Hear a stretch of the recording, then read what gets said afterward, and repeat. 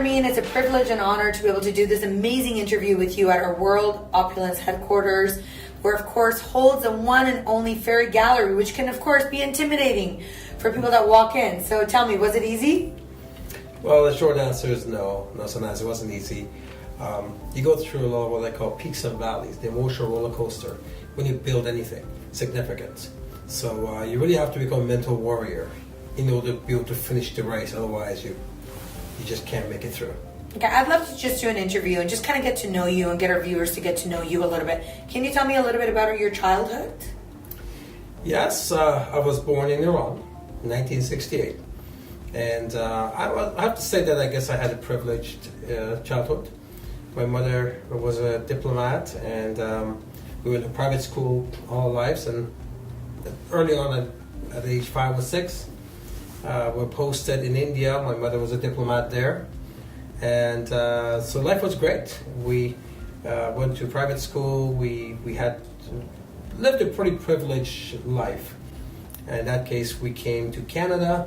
And I guess that's where I got to experience what real life is. So can you talk a little bit about your academic background? Were you a good student? Were you a straight A student?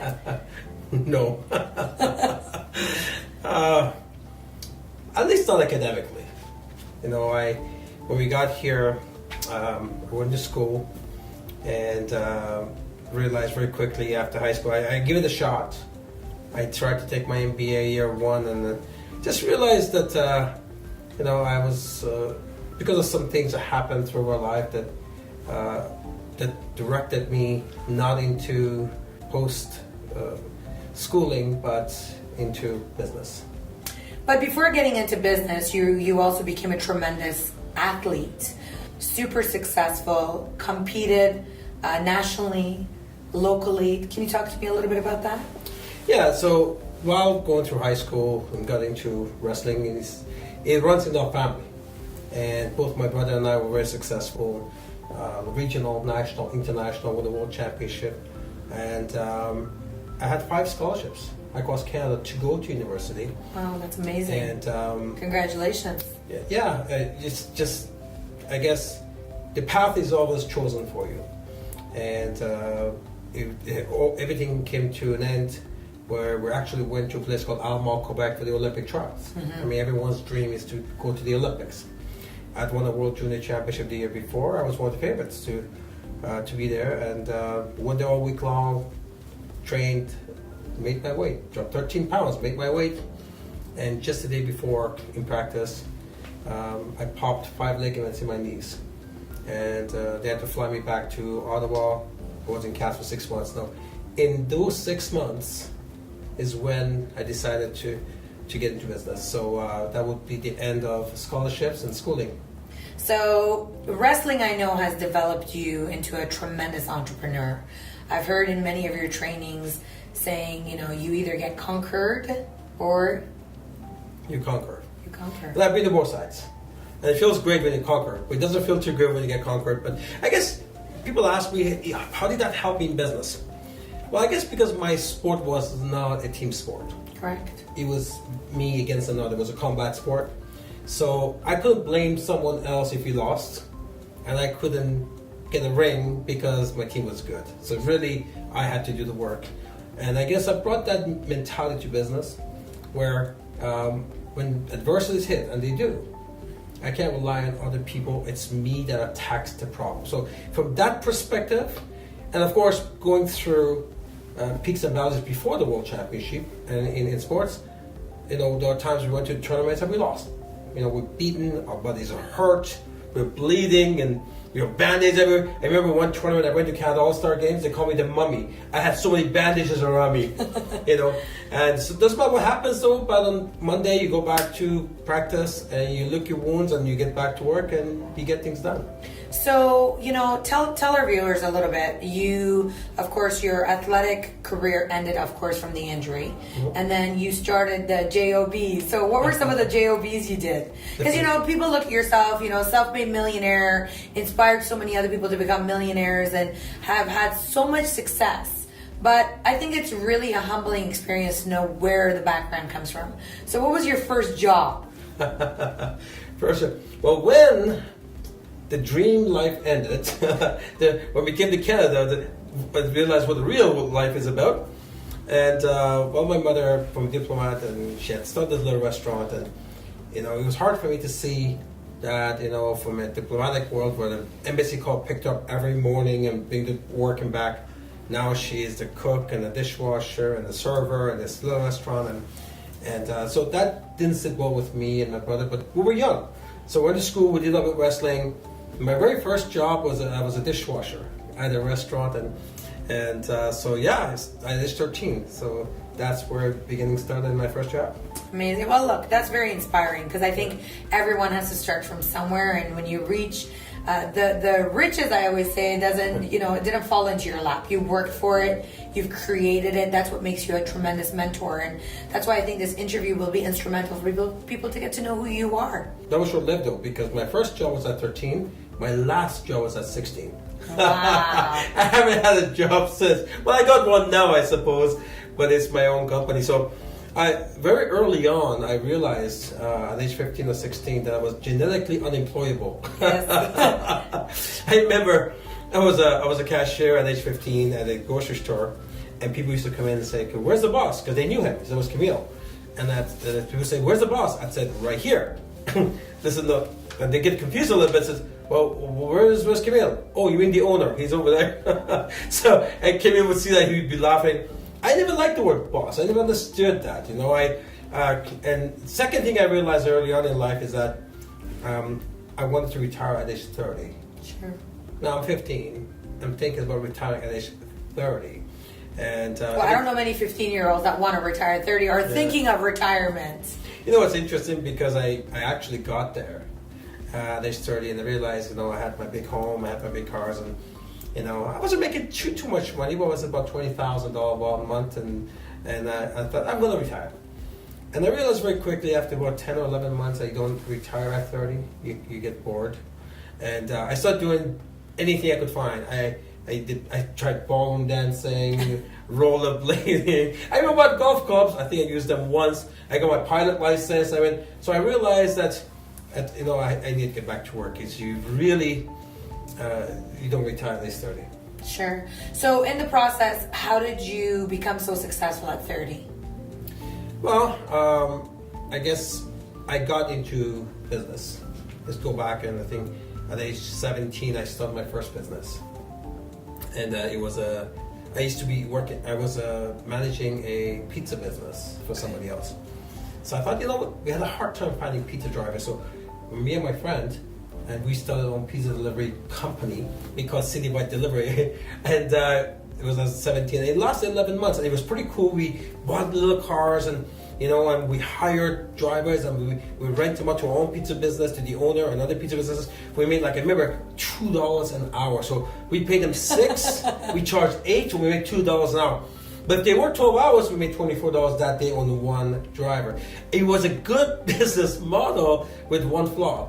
We provided the car, and very quickly the cars started to break down. But we actually expanded to about 6 cars, but by the 11th month, the 12th month, we were spending more money on fixing these cars, because drivers didn't care about these cars, right? They'd beat them up. And so it was a great experience, and we learned a lot. Sure, of course. And again, those are all the roller coasters that I think we all go through in life that makes us into better individuals. Yeah, so that led to, at 19, I started my own pizza business, a family pizza business, and we did very well. I realized at age 20, though, it just wasn't something I wanted to do. Sometimes you whatever you're doing, you say to yourself, damn, if I have to do this one more day, I think I'm just going to get a coronary. You just can't do it. And sure. And I just hated the business. Although we're doing well, I just hated business. And one of those days, I was sitting on noon time, and I was just like this, waiting for the lunch rush to start. And I was thinking to myself, man, this is tough. If it feels this bad at 20, it's going to feel a lot worse at 30. I don't want to be doing this for another 10 years. And there's an old adage that when the student is ready, the teacher will appear. And at that moment, one of our most annoying customers, he used to come and bug us at the busiest time as a carpet cleaner. He used to come and clean. he came, he said, Pascal, he came, give me a flyer, and the flyer said, picture from a Jaguar and a Porsche, big mansion, and the flyer said, how can a man make $73,000 a month selling cookies from his home? And I was absolutely mesmerized. I couldn't understand. How could a man make $73,000 a month? With $100,000 mortgage on this pizza business, it's one of the busier ones. And I brought home $2,000-3,000 a month. How does he do that?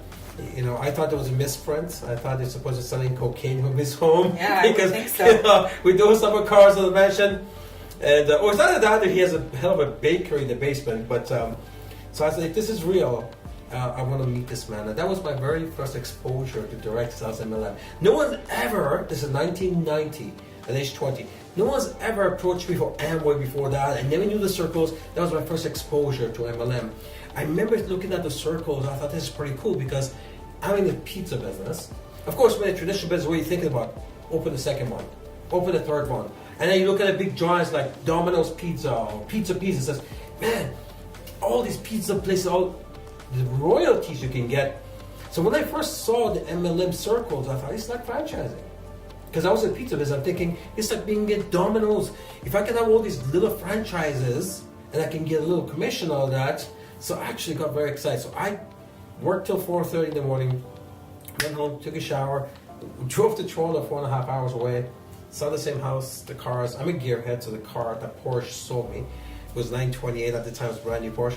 Saw the big mansion and saw a man who was twice my age, and he was living his dream, and that just inspired me to start my profession in MLM.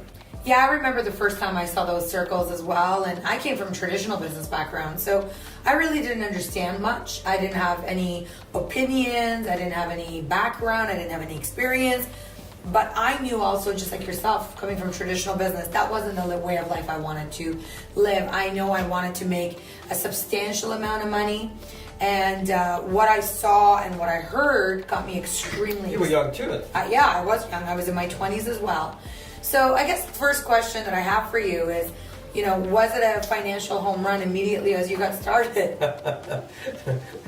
As usual, no. I remember, you know, I was a pretty arrogant, you know, young entrepreneur, I guess, you know, when you're a champion wrestler, and you know, I've had some success before that in traditional, and I thought I was going to hit it out of the park, and I've had a good start. We had a good start. But then, of course, we had some issues with some of the uplines. We got into the magazine quickly because we did some good stuff, and then they didn't like us. So it wasn't nice how we got treated a little bit. Then of course, the honeymoon goes away. Then the business has its peaks and valleys, and we go through some of that. And I think, to be accurate, I think I tried to quit 6 times in the first 9 months. Wow. Yeah. So. And every time I wanted to quit, I was lucky that somebody cared enough to talk to me about that, and I guess I was a little bit stubborn as well. And I think the last time I wanted to quit, the top guy in the company was coming to town to speak, and he knew that I had talent. He didn't want me to quit, so he did something that was very smart, and he told my upline and says, have Ramin pick me up from the hotel to the venue where he was speaking for us. Now that weekend we decided, I told my brother and my family that we're going to quit this business, this MLM profession. We're going to stick to our pizza business. As much as I hated it, but I was done. And but out of respect, I picked him up from hotel as we're going. He said, let's go have a coffee. We had a coffee, and he said something, had a little conversation.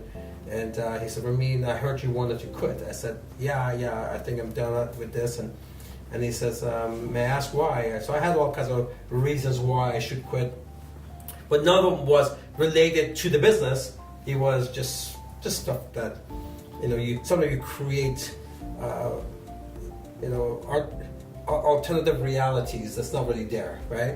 You call them artificial grievances. Yeah, artificial grievances, absolutely. And you know, and then he said, let me ask you something. If you quit today, would you be any ahead tomorrow? Mm-hmm. And I had to be honest with myself. I said, no, not really. He said, is this business stopping you from doing something else? And I said, no, I'd just be doing my pizza business. He said, well, I have a question for you. because you came to us because the pizza business had no light in the end of the tunnel. So if you quit today and since there's nothing better, then now what? And those two words changed my world. The two words, now what? You're back to where you were before, and that you came here for a reason. And I thought about that. I was supposed to go drop him off and go back to the pizza business, and I showed up 4 o'clock in the afternoon. And my brother said, "What happened? You're supposed to be back, like you know." And that's the moment, I guess, in my forensic now I call it a commitment commence, where I said to my brother, I said, "Look, we're going to make this thing go no matter what we got to do," which is third stage of fermentation, which I talk a lot in my forensic courses. And so yeah, that was. You know what's interesting when you make that decision. I want to quit 6 months or first 9 months, 6 times first 9 months, and we make that decision 5 months later. Only 5 months later, I set a company record for the youngest national marketing director at age 22. That record lasted worldwide. That record lasted for 10 years. Wow, good for you. So you want to, but it's the same person, it's the same opportunity, it's a different decision. And a different mindset. Different mindset. So first, you want to quit 6 times first 9 months, and then you make a decision, and you set a company record. And I was with that company for 9.5 years. And unfortunately, what happened, and the company was doing fine, and they had some adversities, but we were there, we were very loyal, and they brought this guy from England, and he sold them on the idea that I guess things had to change. The company brought the top 17 earners to Nassau, Bahamas, in Cable Beach Resort. I remember we had this fancy luncheon, and the president said, "We're going to change the comp plan." And they gave us our checks that month on what the current comp plan was and what it would be following month. And 16 of the 17, we took a pay cut. And some of us dropped more than half. And they were not going to grandfather it. That was it. And so that's the beginning. I guess they lost a lot of the business. Because of that, many of us left. So when you adopt this concept of work off of 5 and benefit from it for the rest of your life, and something like that happens to you, is quite devastating. So that was my first. After 10 years, I had to find another company to join. Well, you did extremely well. You were with them for 9 years. Became a self-made millionaire. Oh yes, I made my first millions at age 25, and that's the key part.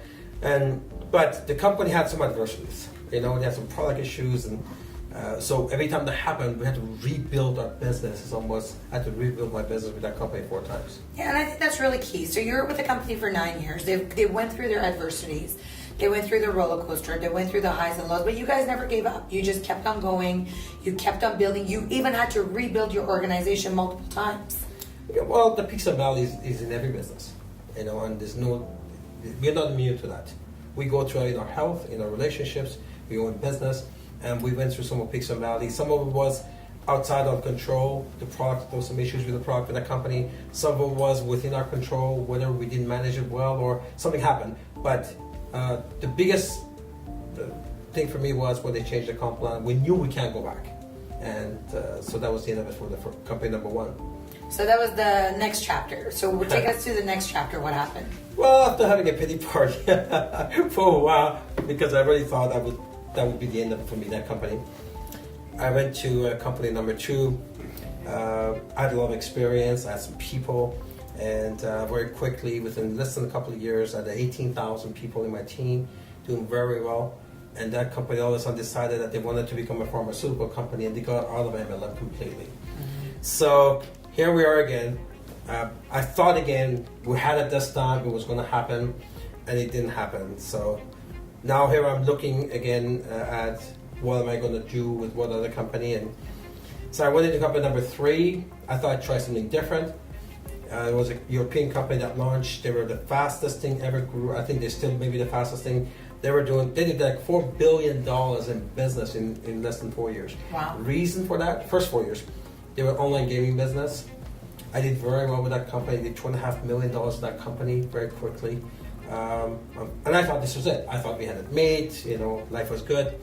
And then they got shut down. And so I'm sitting there for the 3rd time, bought the culture back in 1990 at age 20 that worked hard for once and get paid for the rest of your life. For the 3rd time, this company shut down. And So there I am again, and the adversity here is where, as you expand your lifestyle, right, your expenses are higher. So when you lose that opportunity, then you really taking a beating. So one of the lessons here is to make sure that you think about the peaks and valleys in your finances, your business, because things will go down. You have to be prepared for that. And then the next company. At that point, I'm just started thinking, do I really want to keep doing this, right? Because I did have some traditional opportunities, and I had a company came to me, and they were a traditional business. They wanted me to set up their MLM. They wanted to get into MLM. So my other company went from MLM to traditional. These guys were traditional and want to go to MLM. Want to flip it around? Yeah, so I sat down. They sold me the idea, so I wrote the whole plan. I was a master distributor, and we got started. 4 years for that company. Things were going very well. And one day I got called in. This is my fourth company now. One day I was called into a luncheon. I saw the CEO, the president. I knew them, and someone else I did not know. And they explained to me his name is Michael Lightfoot, and I knew his name because I knew he owned other MLM companies. And they gave me the news that Michael just acquired this company. And all of a sudden, for me being the master distributor where everything is built, now it's a unilevel system. Now I'm one of the legs in Canada. And it was just, again, for the fourth time, my chip was shattered for the fourth time. You know, when stuff happens, you always have this little pity party, like, why me, like, I'm a good guy. So you go through all of this stuff. And it really brought me to a crossroads. That do I really want to do this industry? Because it wasn't lasting for me. Because you had built 4 businesses, and they were either taken away, they were either closed, moved, shaken. Something had happened differently in each and every single one of them. Yeah, it was a $4 multi-million business that built, and it was taken away from me. And but it didn't end there, because then I was headhunted. There was a traditional business. They were a home furnishing company. They had a big franchise operation, like 114 franchises. There was a chapter in Ottawa, and they were in trouble. And so they were basically going bankrupt. They needed someone to come in, so somebody contacted me, and I went to see them. And they wanted me to become their general manager and set their sales team up. So they came back with a base and a small commission plan, bonus plan, and you know, I'm the comp plan expert, and I was not interested in a salary. I was interested in building something, because when you're in MLM, you taste the big commissions. You can't go on salary. You really want something you have control over, as opposed to. So anyways, what I said to them, shocked them, I said, look, why don't you drop the base to 50% of what you want to offer me, but I will create my own comp plan. So they were ecstatic, and they should have been, because that really was good for them, because if I didn't build anything, they're not stuck with a salary. So it was a good thing. So, but if I build it, then I get commissions. Of course, they're the biggest beneficiary. Which is completely fair. Completely fair. Both sides. So I built a comp plan, and they accepted my very first month. I had an $800 commission. It's nothing. My second month, and $1,700. By the time the third month came, when I took over, that number 55 in the world of 114. That branch. That branch, yeah. The ranking was number 55 of 114. By the time my third month came, they were saying number 6. Wow. Good and for that you. month, my commission share was 5,200. And by the time we went to the 6th month, we're saying number 2 worldwide. Now my commission is over 11,000. We stayed number 2 to 11th month. We stayed number 2. And but that month, my commission is over 17,000. Now, place is bombing. But the owners, somehow, they had this idea that no one's worth that no matter what. No one should be getting paid that much money no matter what they do. Although I went and got my 11 directors, trained them, I had my forensic system. I brought them from 40,000 a month in sales to 240,000 a month in sales. They got the Mercedes, they got the Hawaii trip, all of that. But every time he had to write, and he knew the commission checks would keep on going higher. I had every plan to get more directors and bring my check to 50,000 a month. And one Saturday, we were busy, and we had like 8 memberships that one day. That's $40,000 in sales in one day. He started a fight for no reason. He was attacking verbally and abusing my director, so I went to confront him why he's doing that. We had an amazing day, and he used that opportunity to terminate my contract. And so, it became, obviously I sued them, and their excuse was they couldn't afford my commissions. That was what they told the judge, and of course that's no excuse, so we won the case. But for the 5th time, I had come to, okay, here we are again. So it must have been absolutely devastating to keep on building something and then it was losing it or taken away from you. It is. The show happens 5 times. And yeah, you have moments where you sit there, because there's gaps in between these opportunities. You have no time to think what you want to do. And you have some lifestyle you're used to. You keep dipping into your RSPs, your savings, different things to maintain your lifestyle. So I had an extended pity party, but I only entertained myself for a maximum of a couple of days. After that, I need to attack the situation and do something. And one weekend, I just realized that I just needed to do something, and I just started writing. It took me about 30 hours, and then wrote a blueprint for my company, which was at Global Wealth Trade, and once I got it, and that was in 2005, and we had a tremendous run, and here we are today, 13 years later, building that together. And so in 2005, Global Wealth Trade was a very advanced MLM company with precious metals and with jewelry and fashion. We had a tremendous run. We had 12 years. So we shipped products over 200 countries and territories. We had hundreds of celebrities and every red carpet. And you joined us in 2006, and you've done tremendous work in leading that effort. And it's just been incredible. And but again, you have to know that at the end of every peak there is a valley. Sure. So, and a hill is a valley, and so I teach that concept. And adversity hit again. Some of our big markets, they had some economical collapses, banking closes, and we have a big size company, and you actually have distributors who are making $100,000 a month. And so we went through some of the adversities with things that were completely out of our control. And but it must have been an amazing feeling for you, because you went from being a distributor, not really having any corporate experience, just being a big visionary and a dreamer, creating your own company after you had lost pretty much everything you've ever built. And you started from scratch. You wrote your own compensation plan. You wrote your own business plan. You invested your own money. And you started your own company. It must have been an amazing achievement for you to be able to do that. And to be successful even so today, 13 years later. Well, it was scary, because to launch my own company, I actually had to mortgage my home.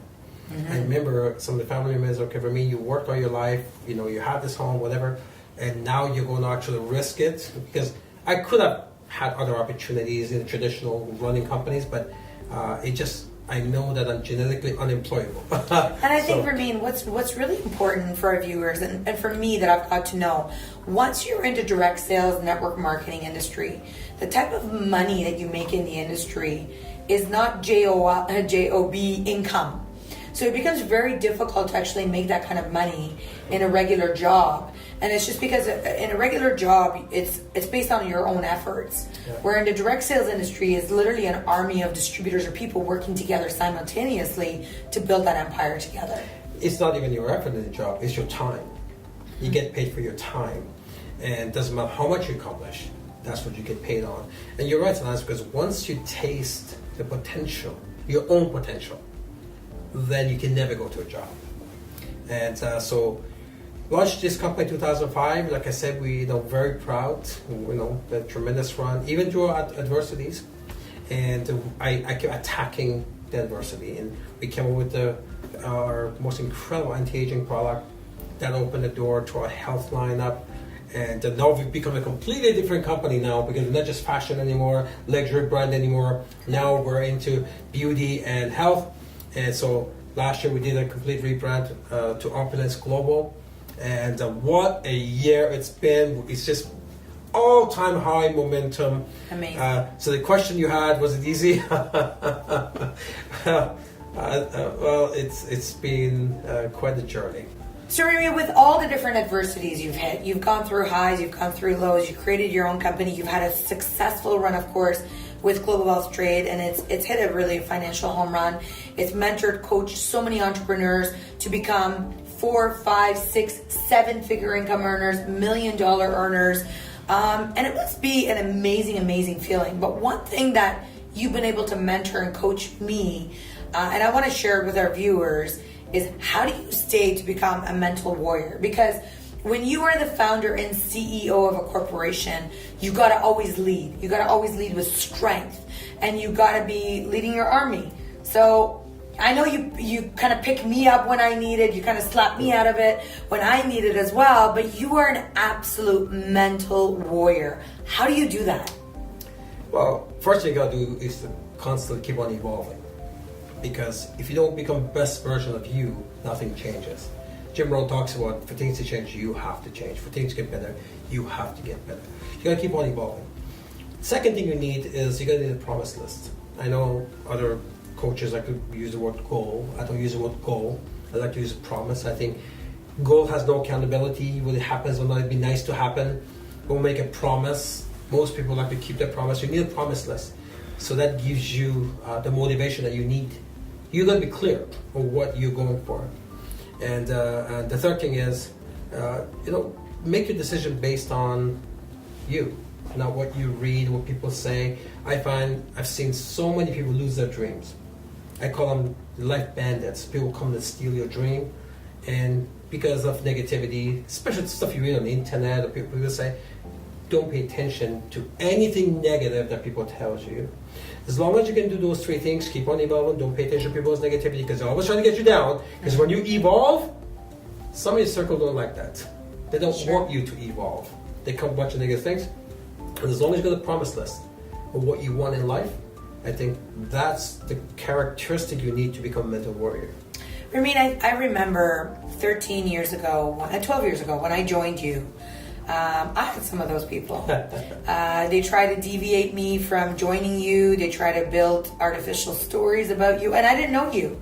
But one thing about my parents that I've always loved is they've always said, pursue your dream, pursue what your heart feels. And the first time I ever got a chance to meet you, I fell in love with the concept of what you showed me.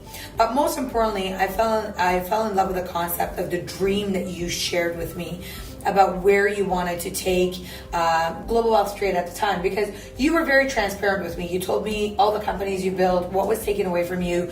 You said, I want this, I'm just looking for talent and for someone. I'm not looking for talent, I'm looking for someone who's got excitement, that wants to go build an empire. And I was like, that's me, because I was young, I was in my 20s, and everything that you've ever promised and everything that you ever talked about is become a reality.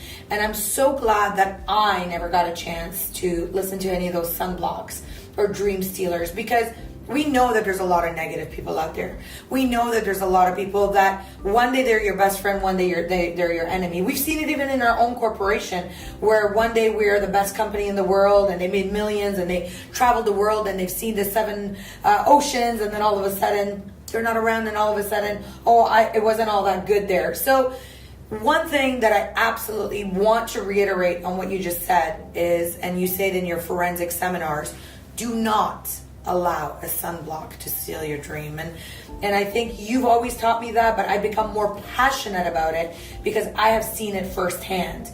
People who do believe the sunblocks and where they are today, which is nowhere, and the ones that don't believe in the sunblocks, they keep on pushing, they keep on working, they keep on grinding, and they're able to enjoy the fruit of their labor. Yeah, the way I look at it is that if we have 7 billion entrepreneurs, then there would be no opportunity left, right? So the people who persevere, have longevity, that's a good word, have longevity, be able to have a promise list and stay positive and keep on evolving, they get to get greater share of what the world has to offer. I call it the world, they get to see the full life's menu that most people don't get to see. So the road to success is never smooth. We know it's always under construction. And so what would your heads up or your warning be to that entrepreneur who wants to be able to have what you've been able to achieve? Well, there are three things. Number one, it takes time to build. Like, since you and I last 20 minutes covered 30 years, right? 30 years. So it's not overnight. And there are peaks and valleys along the way. And when that happens, you have to also be a good money manager. I've seen over and over again how network marketers make a lot of money and then they run into financial trouble because when the business goes down, they haven't, whether it's tax problems or whatever it is, they didn't manage the money properly. And the last thing you want to know also is that is a reality of success. Is that some of your friends today might not be your friends when you're wealthy anymore. You know, when I was younger, Happened to me. we all go through it. And remember the first time this happened to me, I was talking to the president of my company. I was a young man, and some of the people start talking about me, false stuff in that company. And when I see the president, and I said, "Look, Terry, you're hearing stuff, but really, I'm not guilty of any of it." And he laughed. He said, "Ramin, did I call you?" I said, "No." He said, "If I have a problem with you, I'll call you." He goes, "I know what's going on." And he said something I never forgot. He said, the higher you go up the pole, the more your ass shows. People will come to take a look. In other words, don't worry about it, you know, because success comes with that.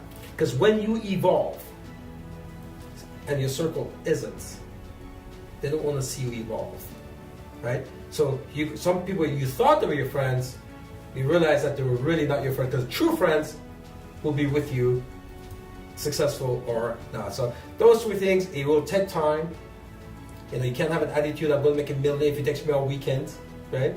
Second thing is you have to, some of your friends will not be there, and you have to become a good money manager. Awesome. And so what is your vision now today with Opulence Global? But we're still building the billion, you know. And what does that mean? You know, someone says building the billion. We know we have this building the billion. What does that mean? Explain that. Well, look, you know, I think it's a perfect time. Well, our compensation plan pays us 70%. So when you're billion in business, 70%, that is we give away $700 million in commissions. So I don't need $1 billion to be happy. My life was good at 36. I'm 50 now, but. So we want to create 1,000 millionaires. That's one of our life targets, right? Sure. So in order to do that, we got to be a multi-billion-dollar company. So that's what it means. And I also want to add something else as well. You know, when we always have the number one, it's like we want to become $1 billion company. It's not straight. It's actually crooked. Just want to reiterate that. But it's about one team, one movement, one company building towards that $1 billion journey together. And I think that's really essential, Ramin, of the vision that you created. Because one thing I absolutely love and admire about you is that it's not about you. Your concept is give enough people what they want, you will ultimately get what you want. And you've shown that to me over and over and over with your heart, with your compassion, with your commitment towards this company, towards its distributors, towards its product lines. And I just want you to know that it's an absolute pleasure and honor for me to work with you side by side. But another question I have for you, for our viewers that are watching us today, if they can ask what they need to do to achieve success, what would your response be to them? Going back to what I said earlier, number one is that, first of all, in order for you to change your situation, first thing you need is an opportunity. Mm-hmm. You have an opportunity, because without an opportunity, job is not an opportunity. Without opportunity, then I guess talent doesn't matter. You need a vehicle, right? The second thing is you can't stay the same. You got to keep on evolving. A lot of times people say, I want to make extra $1,000 a month, yet they want to remain the same. Well, you can't. You're not making an extra 1,000 now. If you want to make extra 1,000, you have to learn some new skills, evolve a little bit. If you make extra 10,000, you got to evolve more. You'll be a millionaire. You're not a millionaire now, so you can't remain the same. You got to keep on evolving. As long as you do that, those are two key main points. What are some of the things that you've done starting off as a young entrepreneur that's made you evolve? You know, what do you call evolving? Is it reading books, audios, attending seminars, getting a personal goal? What is it? All of the above. Okay. Find someone that inspires you and become like them, eat like them, talk like them. Read the 2 books I talk about, Think and Grow Rich and How to Win Friends, Influence Others. You want to look at the entrepreneurs who are getting things done and basically imitate them. Hopefully, you're fortunate enough, like I was, that those millionaires will give you the time so you can benefit from the experience. So rubbing shoulders with someone who's done it, who's made it, who's doing it. Absolutely. And in our business, that's easy because everybody in our business has upline multi-millionaires who they can tap into anytime they want for free and gain from the experience. Ramin, it's just been an absolute pleasure and honor to do this interview with you, to bring some light into who Ramin Mesgarlou really is and his past, his present, and the future of where you're going. It's been a pleasure working with you, Sanaz, and we're going to build the billion and we're going to create over 1,000 millionaires. Absolutely. With that, to the billion. To the billion, ladies and gentlemen.